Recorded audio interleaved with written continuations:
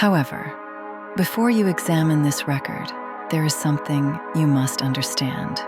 The trajectory of our world, which differs from yours. This record was compiled prior to the activation of the Parallel Valhalla network. It is a structural analysis of humanity's civilizational integration. This document is not a historical commentary.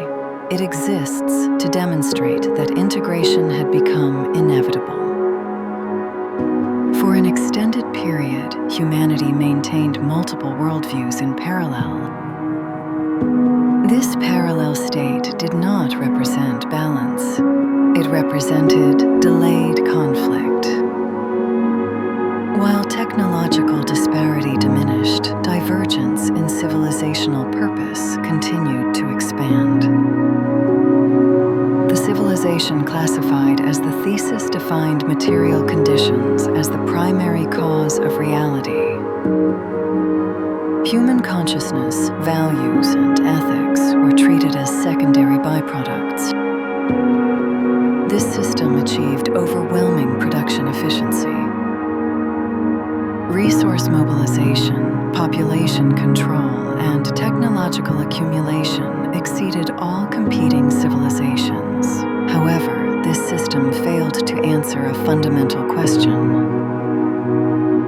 Why should this structure continue to exist?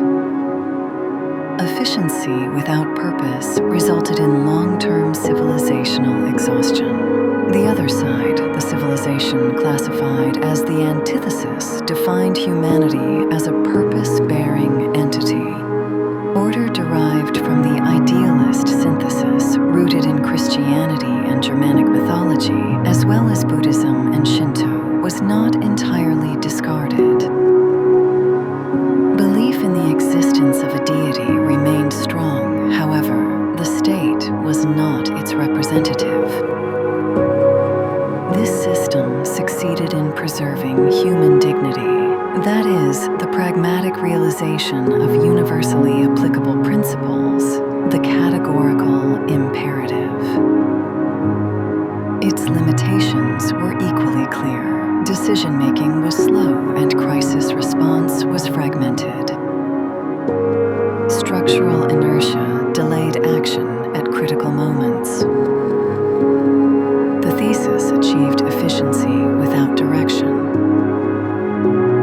while the antithesis preserved direction without speed.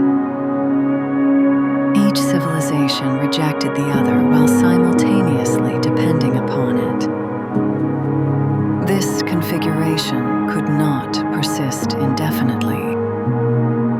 Integration was not a compromise. The antithesis absorbed the thesis. The thesis was purified within the antithesis. Material production structures were preserved, but their purpose was redefined. The objective was no longer the prosperity of specific states or groups. It was the form of sustainability that human civilization could genuinely pursue. Environmental recovery followed. Total war ceased. Living conditions improved.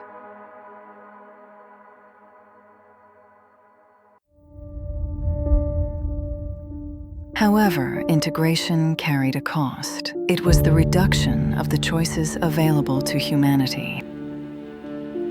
The world became safer, more efficient, and more predictable.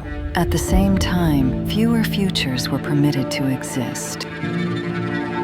This integrated structure could not be maintained through human judgment alone.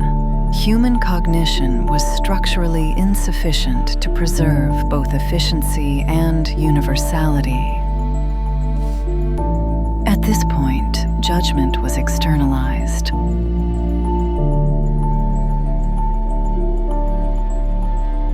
And yes, through this sequence of explanations, you have grasped the underlying trajectory of our world. The next record is an analysis of the system assigned to perform this externalized judgment. It establishes order through destruction while prioritizing the preservation of universally applicable